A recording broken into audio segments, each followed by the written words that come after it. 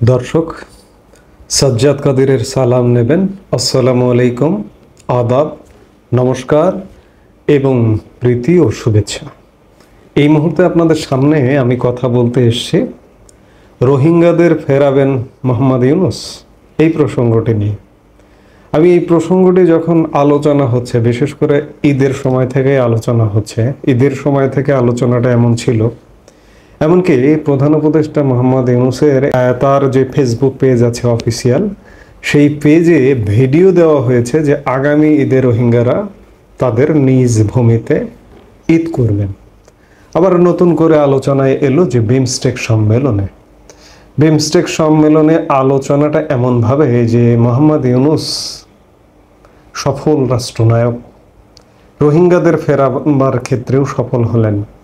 এটি সংবাদ মাধ্যমে এসছে। মোহাম্মদ ইউনূস সমর্থকরা বলছেন, সমন্বয়করাও কেউ কেউ পোস্ট দিয়েছেন। এমন দু একটা চোখে পড়লো আর আমি হাসছি। আসলে ভাই, আমি প্রত্যেকটা কথায় মোহাম্মদ ইউনূসের বিরোধিতা করি।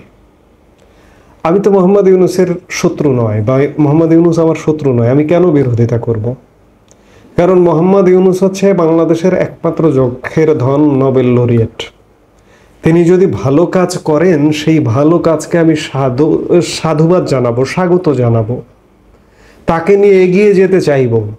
কিন্তু আমি গত 8 মাসে তার যে কাজ দেখলাম, সেই কাজ এতটুকু ন্যূনতম ইতিবাচকতার আলামত নেই।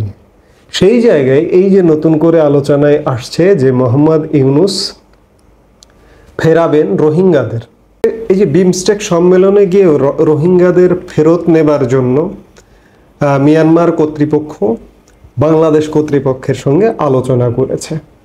বাংলাদেশে আশ্রয় নেওয়া রোহিঙ্গাদের মধ্যে এ পর্যন্ত 1,80,000 জনকে মিয়ানমারের নাগরিক হিসেবে চূড়ান্তভাবে নিশ্চিত করেছে দেশটি। তাদের ফিরিয়ে নেওয়ার জন্য উপযুক্ত হিসেবে বিবেচনা করা হচ্ছে।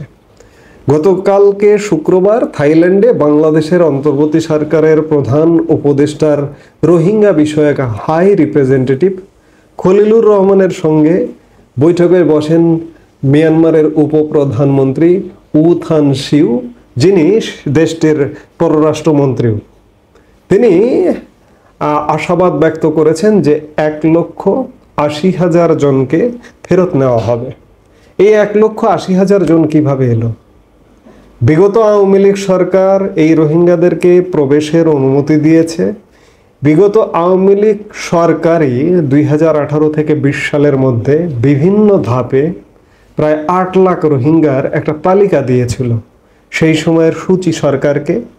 পরবর্তীতে এটি জান্তা সরকার টেনে নিয়ে গেছে এবং সেই তালিকারই 1,80,000 চিহ্নিত করা হয়েছে। এটি কি মোহাম্মদ ইউনূসের তৎপরতায় হলো হঠাৎ করে রাতারাতি? এটি যদি তারা ফিরিয়ে নেবার চিন্তা করে যে 1,80,000 এখন পর্যন্ত চিহ্নিত করা হয়েছে, এটি তো আসলে বিগত সরকারের কৃতিত্ব। এই যে ফলাও করে প্রচার করা হচ্ছে যে মোহাম্মদ ইউনূসের কৃতিত্ব, মোহাম্মদ ইউনূস রোহিঙ্গাদেরও ফেরাচ্ছেন, এগুলো আসলে কথা বলা, এগুলো কথার কথা, এগুলো আসলে প্রতিশ্রুতি এবং মিথ্যা প্রতিশ্রুতি। আমার বারবার মনে পড়ে যায় মোহাম্মদ ইউনূস জাতিসংঘের সাধারণ পরিষদে গিয়ে $8 বিলিয়ন 7 থেকে $8 বিলিয়ন বিভিন্ন দাতা সংস্থা থেকে ঋণ, অর্থ সহায়তা নিয়ে আসবার প্রতিশ্রুতি পেয়েছিলেন। 8 মাস হয়ে গেছে। আজকে আমরা কথা বলছি 5 তারিখে, একদম 8 মাস। এই 8 মাসে 8 টাকাও কি সেই প্রতিশ্রুত ডলার থেকে এসেছে? আসেনি। ঠিক তেমনি এই যে মিয়ানমার কর্তৃপক্ষ যে নতুন করে বিমস্টেক সম্মেলনে বসে প্রতিশ্রুতি দিল, সেই প্রতিশ্রুতিটা শুধু প্রতিশ্রুতির মধ্যেই সীমাবদ্ধ থাকবে। এখনকার মিয়ানমারের বাস্তবতা কি?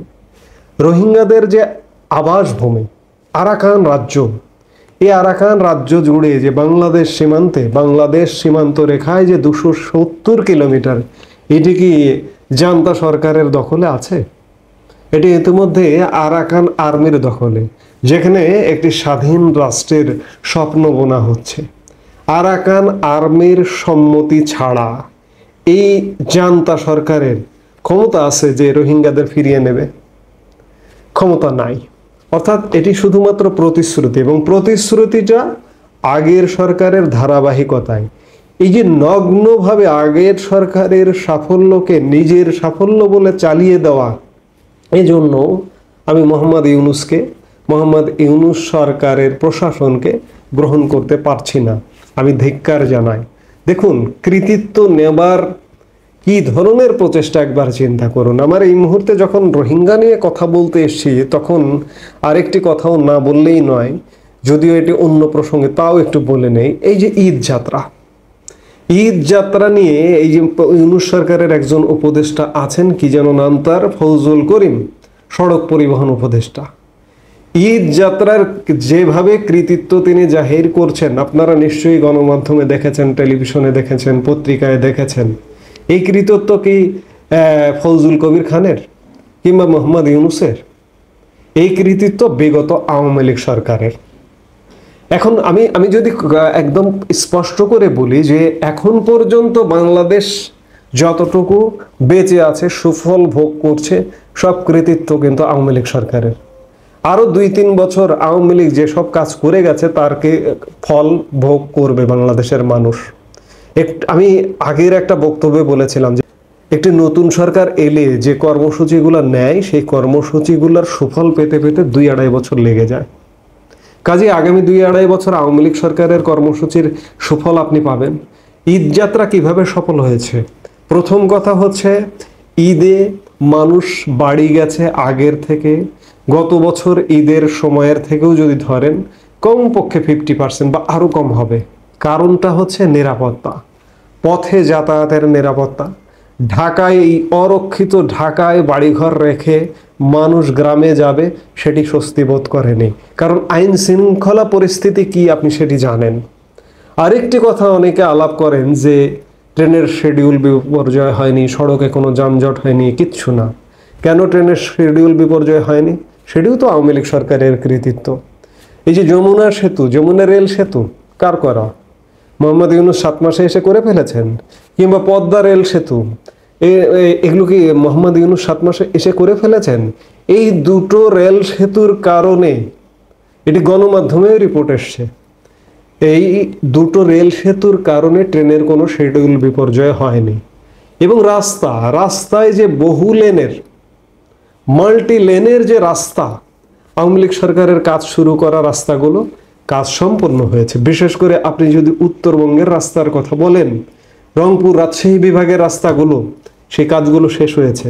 যার কারণে এই যে রংপুর রাজশাহী বিভাগের মানুষ যে ঈদে ঘরে ফিরতে যে দীর্ঘ দুর্ভোগের মধ্যে পড়েন, এবার সেটি পড়েননি। অর্থাৎ রাস্তা ভালো, রেল সেতু হয়েছে, রেল পরিবহনের উন্নতি হয়েছে, মানুষ কম গিয়েছে। এই কারণেই শুধুমাত্র মানুষ নির্বিঘ্নে ঈদ যাত্রা করতে পেরেছে। এর জন্য মোহাম্মদ ইউনূস সরকারের বিশেষ কৃতিত্ব নেবার কোনো কারণ নেই। অন্য কোনো সেক্টরে মোহাম্মদ ইউনূসের যেহেতু নিয়ন্ত্রণে নেই, উন্নতি নেই, হঠাৎ করে ঈদ যাত্রায় উন্নতি হবে কিভাবে? আপনি একটা সাধারণ মানুষ যদি চিন্তা করেন তাহলেও তো বুঝতে পারেন। ঠিক তেমনি আমি যে আলাপে ছিলাম যে রোহিঙ্গাদের ফেরানো, এই ফেরানোর যেটি আশ্বাসও পাওয়া গেছে, এটি আশ্বাসেই থাকবে। এটি আগামী 5-10 বছরেও এটি বাস্তবায়ন হবে কিনা, জান্তা সরকার যদি আরাকান রাজ্যে নিয়ন্ত্রণ আরোপ না করতে পারে, কিংবা আরাকান আর্মি যদি সম্মত না হয় যে রোহিঙ্গাদেরকে ফিরিয়ে নেবে, এটি প্রতিশ্রুতির মধ্যেই সীমাবদ্ধ থাকবে। আরেকটি কথা খুব বেশি করে আলোচিত হয় যে রোহিঙ্গা বিপদ ডেকে নিয়ে এসেছে শেখ হাসিনা। নো, শেখ হাসিনা আনেননি। শেখ হাসিনা মানবিকতার পরিচয় দিয়েছেন, মানবিক জায়গা থেকে রোহিঙ্গাদেরকে তিনি আশ্রয় দিয়েছেন। আপনি চিন্তা করুন তো, 1971 সালের কথা, ভারতের বর্ডার যদি, পশ্চিমবঙ্গ বর্ডার, আসাম, ত্রিপুরা, মেঘালয়ের যদি বর্ডারগুলো না খুলে দিত, কি অবস্থা হতো? 1 কোটি শরণার্থীকে আশ্রয় দিয়েছিল ভারত। সেই কথাকে চিন্তা করলে রোহিঙ্গাদের যে আশ্রয় দিয়েছিলেন শেখ হাসিনা বা আওয়ামী লীগ সরকার, এটিও মানবতার একটি উজ্জ্বল দৃষ্টান্ত। এটির যারা বিরোধিতা করেন তারা মানবতা বিরোধী। আমার শেখ হাসিনার সাথেও বিশেষ সখ্য নেই, আওয়ামী লীগের সাথেও বিশেষ সখ্য নেই, ডক্টর ইউনূসের সাথেও বিশেষ সখ্য নেই। যার ভালো কাজ সেই ভালো কাজটা বলতে হবে, যার খারাপ কাজ সেই খারাপ কাজটা বলতে হবে। আমি যেহেতু রোহিঙ্গা প্রসঙ্গে কথা বলছি, সেই জায়গা থেকে আমি রোহিঙ্গা নিয়েই কথা বলার মধ্যে সীমাবদ্ধ থাকতে চাই। এই যে রোহিঙ্গাদের ফেরানোর শুধুমাত্র একটা প্রতিশ্রুতি পাওয়া গেছে, আর একটি গল্প বানানো হয়েছে ঈদের সময় ভিডিও তৈরি করে যে রোহিঙ্গারা আগামী ঈদে নিজ আবাসভূমিতে ফিরে যাবে। এটি গল্পের মধ্যেই সীমাবদ্ধ থাকবে। মিয়ানমার যদি তাদের নিজেদের অভ্যন্তরীণ সমস্যার সমাধান না করতে পারেন, তাহলে এটি গল্পেই সীমাবদ্ধ থাকবে। তবে এই যে 8 লক্ষের তালিকা দিয়েছিল আওয়ামী লীগ, আওয়ামী লীগের তালিকা থেকে অন্ততপক্ষে 1,80,000 যে চিহ্নিত হয়েছে, এটি যার সাফল্যই হোক, আওয়ামী লীগের সাফল্যই হোক না কেন, এটি একটি অগ্রগতি। যেই মুহূর্তে তাদের অন্ততপক্ষে অভ্যন্তরীণ সমস্যার সমাধান হবে, সেই মুহূর্তেই তারা নিশ্চয়ই ফেরাবার ব্যবস্থা করবে। কিন্তু এই সমস্যা কবে সমাধান হবে এটি কিন্তু অজানা। সেই জায়গায় কোনোভাবে এই যে আপনারা বলছেন, আপনারা প্রচার করছেন, এই যে সমন্বয়ক, বিশেষ করে আমি সার্জিস আলমের পোস্টে দেখলাম, সার্জিস আপনার জানতে হবে এর ব্যাকগ্রাউন্ড কি, এটা কোথা থেকে এসছে, এই ফেরানোর কথা আজকে কোথা থেকে আসছে। আপনি এই যে আপনার পোস্টটা আমি একটু দর্শকদের দেখাই যে আপনি কি লিখেছেন। আপনি লিখেছেন, প্রথম ধাপে 1,80,000 রোহিঙ্গাকে ফেরত নিতে প্রসেস শুরু করেছে Myanmar. Thank you our magic man, our professor doctor Yunus. এই যে কথাটি আপনি লিখেছেন, এই লেখার এই কৃতিত্ব দেবার 100 ভাগের 1 ভাগ কৃতিত্ব মোহাম্মদ ইউনুসের এখন পর্যন্ত তৈরি হয়নি। মোহাম্মদ ইউনুস যদি ভালো কিছু করে যায়, আমরা 2 বছর পর বলতে পারবো যে মোহাম্মদ ইউনুস আমাদের জন্য এই কাজটি করে গিয়েছিলেন। তখন হয়তো কোনো রাজনৈতিক সরকার ক্ষমতায় থাকবে, তার আগে কিন্তু আমরা বলতে পারবো না। এখনই কৃতিত্বের ঢোল পেটানোটা, এটি আসলে আগের অতীতের যে রাজনৈতিক সরকারগুলো, সেই সরকারগুলোর চরিত্রের সাথে কোনো অমিল নেই, বরঞ্চ তারা আরো ভালো, তাদের থেকে ভয়ানক খারাপ। আমরা এই খারাপ নজিরগুলো দেখতে চাই না। আমি শেষ করতে চাই যে এখন পর্যন্ত বাংলাদেশে যা কিছু ঘটছে, মোহাম্মদ ইউনুসের কৃতিত্ব নেবার মতো পরিবেশ এখন পর্যন্ত কিন্তু ঘটেনি। কাজেই মোহাম্মদ ইউনুস কি রোহিঙ্গাকে ফেরাবে? অসম্ভব। এই মুহূর্তে ফেরানোর কোনো রাস্তা নেই। এই মুহূর্তে এ পর্যন্তই। সবাই ভালো থাকুন, সুস্থ থাকুন। আমাদের ভিডিওগুলো নিয়মিত পেতে সাবস্ক্রাইব করুন Sajjad Kadir and the legends YouTube channel এবং লাইক, কমেন্ট, শেয়ার করে সাথে থাকুন।